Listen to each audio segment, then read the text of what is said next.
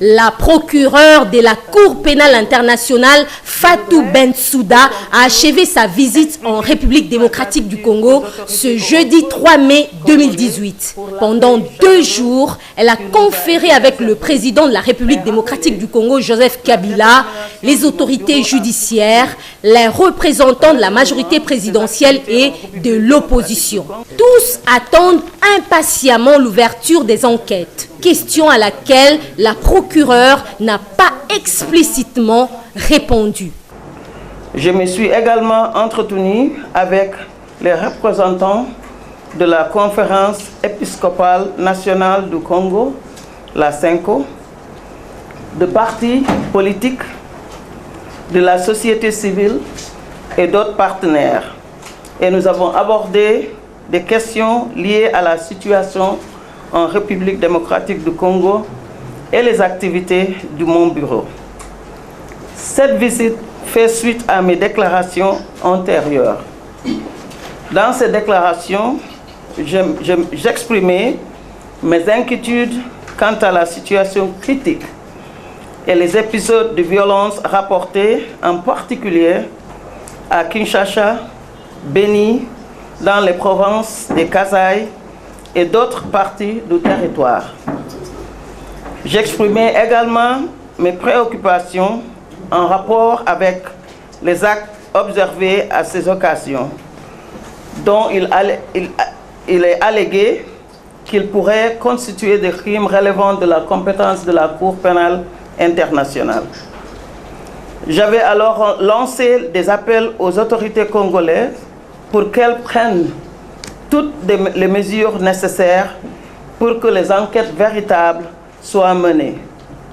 Ceci afin de faire la lumière sur les violences alléguées et de traduire en justice tous les acteurs présumés impliqués dans ces crimes. C'est en effet la responsabilité première des autorités nationales de mener les enquêtes véritables pour faire la lumière sur ces allégations. Cela est prévu dans le statut de Rome ratifié par la République démocratique du Congo. La lutte contre l'impunité et la nécessaire prévention des crimes graves relevant du statut de Rome de la Cour pénale internationale sont des exigences pour la stabilité sociale. Il est essentiel que les procédures nationales effectives soient menées contre les responsables de tels crimes qui ont troublé cette stabilité.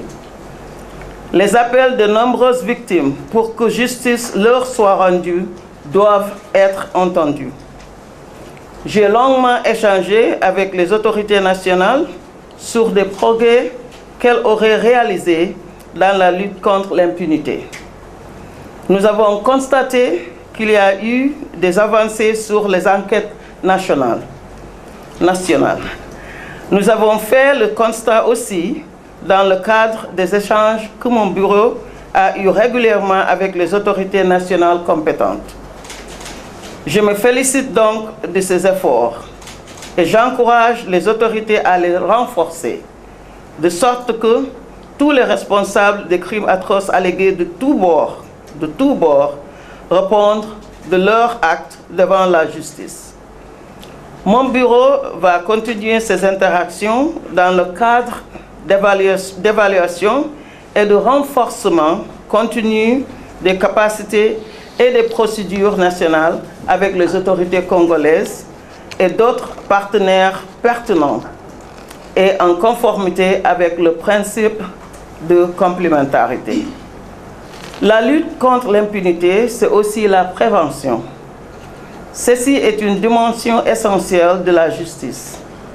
J'invite tous les acteurs et toutes les parties concernées à continuer à œuvrer pour que, face à des moments difficiles où il y a des risques importants de commission de crimes graves, des mesures adéquates soient mises en place pour éviter à tout prix que de tels crimes soient commis. Il s'agit d'une responsabilité pour tous, parce que la commission des crimes relevant du statut de Rome ne peut pas être tolérée.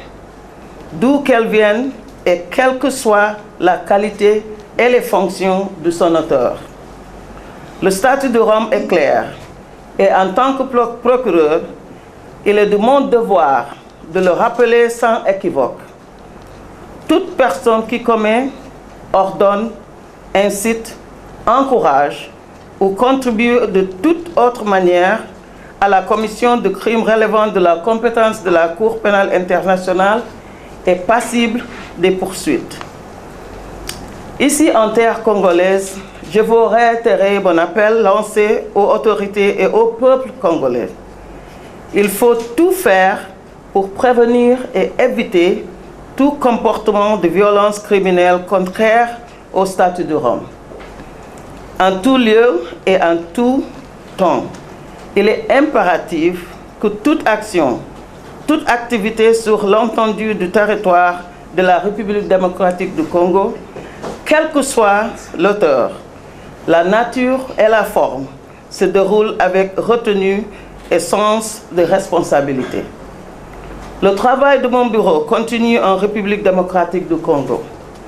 Avec une extrême vigilance, nous allons continuer à suivre de près la situation sur le terrain et à interagir avec tous les acteurs pertinents, y compris les populations civiles, les autorités congolaises, toutes les parties prenantes à la société civile. Nous sommes plus que jamais déterminés à soutenir et à renforcer les efforts et les capacités pour prévenir la violence criminelle et n'hésiterons pas à poursuivre les responsables d'atrocités commises en République démocratique du Congo dans le cadre de la complémentarité et de la coopération prévue par le statut de Rome. Depuis toujours, la République démocratique du Congo a apporté un soutien et une coopération remarquable au travail de mon bureau. Je voudrais exprimer ma gratitude aux autorités congolaises pour ce soutien et pour son adhésion aux principes et aux valeurs du statut de Rome. Je suis confiante de pouvoir toujours continuer à coopérer avec les autorités dans le cadre de nos activités en République démocratique du Congo. Je voudrais, pour conclure, exprimer toute ma gratitude aux autorités et au peuple congolais pour l'accueil chaleureux qui nous a été réservé et rappeler la détermination de mon bureau à poursuivre résolument ses activités en République démocratique du Congo, afin de combattre l'impunité et concentrer nos efforts aux fins de rendre justice aux victimes. Je vous remercie pour votre attention. Vous avez l'occasion, Madame le procureur, de pouvoir répondre. Merci pour la question qui vient de m'être posée au sujet de frappe. Quand est-ce que cela pourrait se passer? Je dois vous dire, comme je l'avais dit il y a quelques années, que notre travail continue en République démocratique du Congo. Le travail de la CPI s'est fait sur la base de la complémentarité. La CPI ne remplace pas les institutions nationales. La CPI complète le travail que les institutions nationales font. Et c'est à ce moment-là, la CPI analyse qu'est-ce qui est en train d'être fait et si cela répond à ce que la CPI s'attend, c'est à ce moment-là que la CPI peut intervenir. C'est comme ça que le principe de complémentarité fonctionne. Et au sujet de la deuxième question qui m'a été posée au sujet de Jean-Pierre Bemba, ça se trouve entre les mains des juges. C'est aux juges de prononcer le verdict. Nous attendons dès qu'ils vont prononcer le verdict. Au sujet de la question sur les événements de Kasaï et de Kinshasa, vous vous rappellerez qu'en 2016 ainsi qu'en 2017, j'avais fait des déclarations. Et là, ce sont aussi des aspects que je suis en train d'explorer pour savoir qu'est-ce qui a déjà été fait jusque-là dans ces incidents. Information on what has been done at the domestic jurisdiction. Because at the moment, this is my role. Et c'est ça mon rôle, de constater qu'est-ce qui a déjà été fait au niveau national avant que je ne prenne la prochaine étape. take any other step. Ici, je risque de me répéter, puisque c'est une cartographie complète que nous sommes en train de faire, et aussi d'analyser le gouvernement se trouve à quel niveau avant que nous ne puissions envisager comment intervenir. Et au sujet de la saisine, je dois vous dire que la Cour, l'affaire était déjà référée à la Cour et elle est sous considération. Les enquêtes sont en cours et ces enquêtes se font parallèlement pour les anti-Balaka et pour les Seleka. Et vous devez tenir compte de la situation au niveau national.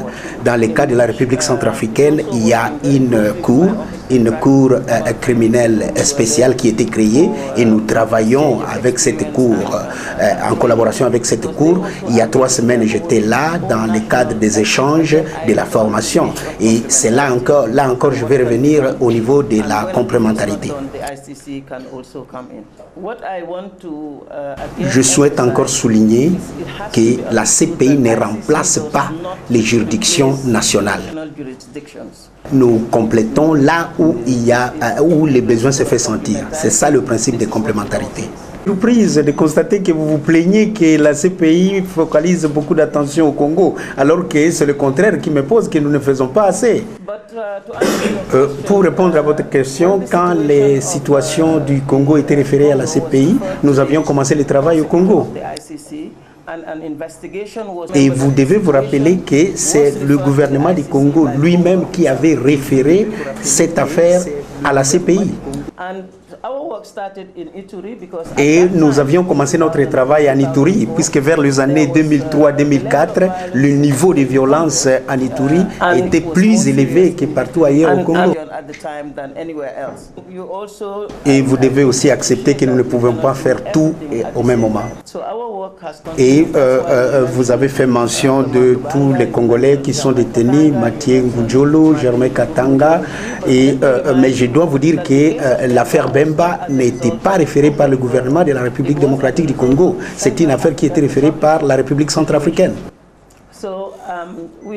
Nous essayons de travailler avec le moyen que nous avons, le Congo étant un membre, étant un État membre, un État parti. Nous essayons de travailler pour résoudre tous les problèmes qui s'élèvent ici, et avec le moyen qui sont surtout en se focalisant sur les crimes.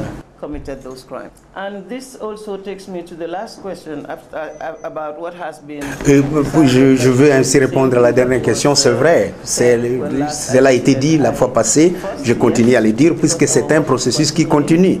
Je rencontre les différents partis, le gouvernement, l'opposition, puisque je dois parler avec eux pour voir à quel niveau. Et aussi j'analyse pour me faire ma propre idée. Et le travail que nous faisons continue. And to also explain to you that my work is continuing at the moment I'm trying to assess. Merci beaucoup.